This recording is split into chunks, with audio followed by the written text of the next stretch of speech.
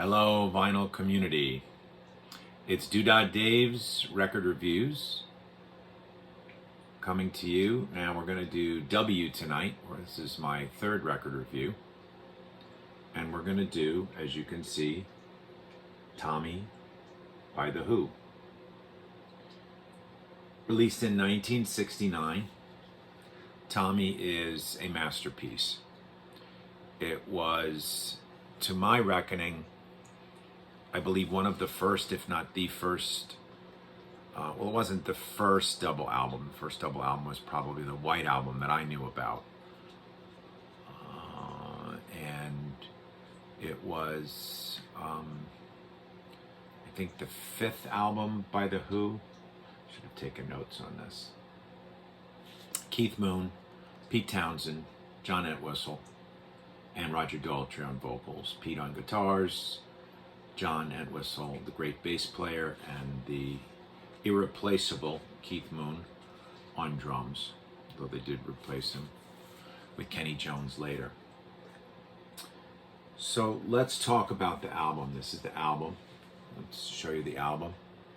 It's a trifold, meaning it folds out three ways. So there's various and sundry artwork. And then it opens up. The artwork itself says quite a bit. There's also a lyric sheet. This is the back of the album, the track listing. It was on Decca Records. Came out in May of 1969. And there's this, which is pretty cool.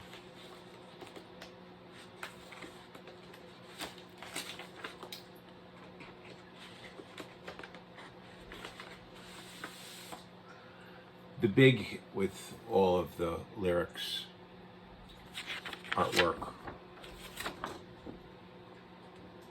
Amazing, right? The big hit from the album, of course, was Pinball Wizard that you still hear on the radio today. But there was many other great songs. Sparks, Overture, I'm a Boy, Sally Simpson, I'm Free, and Feel Me, Hear Me, Go to the Mirror. I could just go through the artwork on and on. It's really quite something. It's pretty cool. I still have it. Here's the pinball. So the story was essentially, a rock opera. So it held together. It was Townsend's genius creation, and it was about a little boy whose father had gone to war. And years later, the father came back, found out that mom had slept with somebody else, and they killed him. And a rather brutal story. They killed the lover, and they told, you can see I have my Quadrophenia shirt on here. They told Tommy, who was the boy, Captain Walker, who came back from the war, and the mother, you didn't see it, you didn't hear it, and it never happened. So we have a wonderful theme of alienation that was so special in the 60s. And I hope, this is a shout out to my grandson Phoenix and his mom Sherry and his dad Sean out in California, that the children of the next generation will be able to benefit and grow and be illuminated by all this great music and the lyrics and the stories that they told and the messages that they had. So Tommy goes along, and a lot of bad things happen to him. He gets abused. He takes LSD, which could be good or bad depending on how you see it. And he eventually, because of his expertise in pinball, hence the Pinball Wizard, starts a cult. And the cult turns into sort of a religious following, and he starts a holiday camp by the end of it. And he has sort of this awakening towards the end of the opera.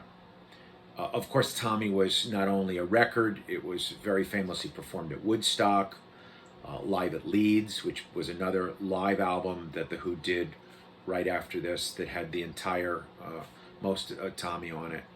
Well, I think it was only a one disc set, so they performed the entire Tommy, but they put "See Me, Feel Me, Hear Me"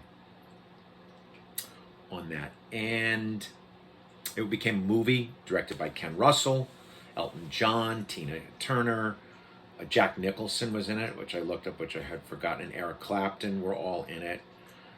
It was really an incredible work and feat, and I think Tommy helped propel rock music into a new acceptance, and it was taken seriously. It was performed at the Metropolitan Opera House in 1970. Leonard Bernstein, I guess, saw the run when the Who did about 10 nights down at the Fillmore East and proclaimed it, a masterpiece.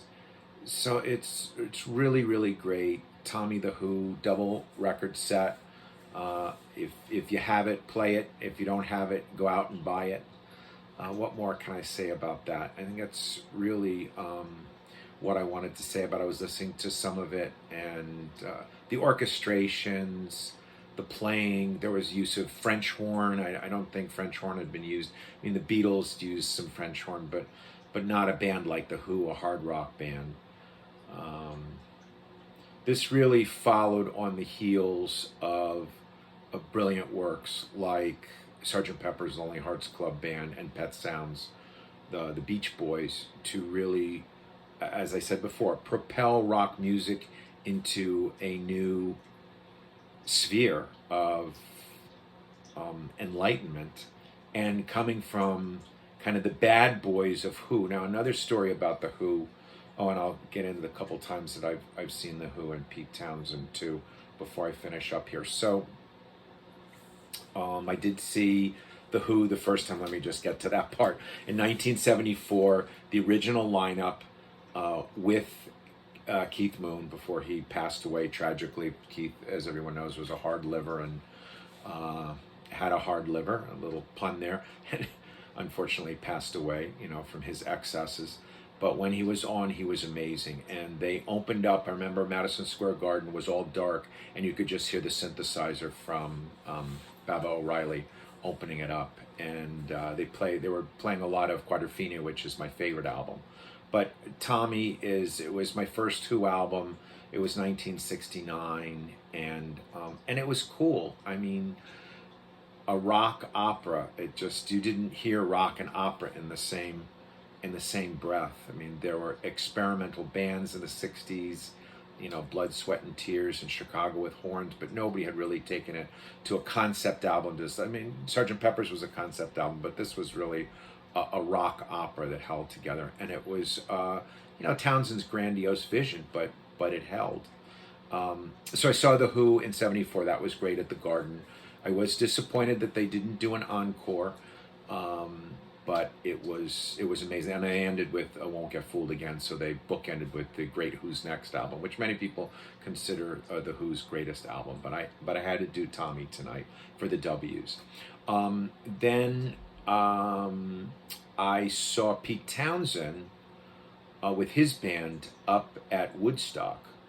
There was one other time I saw them post Keith Moon. So that was good. The Pete Townsend, he did, all of his hits, "Let My Love Open the Door" and all of that, Slit Skirts, Rough Boys. We played them all. It was terrific. And he's just terrific to see him work. He writes these songs, he sings, he plays acoustic, he plays electric. Just his energy and his creative, cerebral, emotional vision are just something that is wowing. And then one of my favorite Who concerts was they did the full Quadrophenia. That's what this shirt was from. This shirt was from the Hyde Park, 96. I think they came to the U.S. in 97. I believe Billy Idol played the bellboy, and it was terrific. And it was they had Entwistle and Daltrey and Townsend all in that, and it was terrific. That was at the Garden as well. So that was my three Who shows. I don't think I've seen the Who since then. So that's Tommy by the Who, 1969. Our W's. Next week we have to do V, And I haven't quite decided what I'm going to do for V. It will be something exciting and cool and out of this world. So thank you very much for tuning in to Doodad Dave's Records. Please like, subscribe, and comment down below if you like what you see or have some suggestions for what we could cover. And again, my thanks to The Who and this great masterpiece album. As you can see, it's a little worn. Oh, I want to show you the record too. One thing I forgot as I wrap up. I went a little long tonight, but that's okay. I got these thanks to my wonderful wife, Sandy. Thank you, Sandy. They are record sleeves, as you can see. And Gar Top Boys, that's the maker. They're terrific. They're rice paper. They're archive quality. They're anti-static. They're vinyl. They're non-scratching. I love them. And this is what the album looks like on the original. This is the original Decca pressing, so that's kind of cool.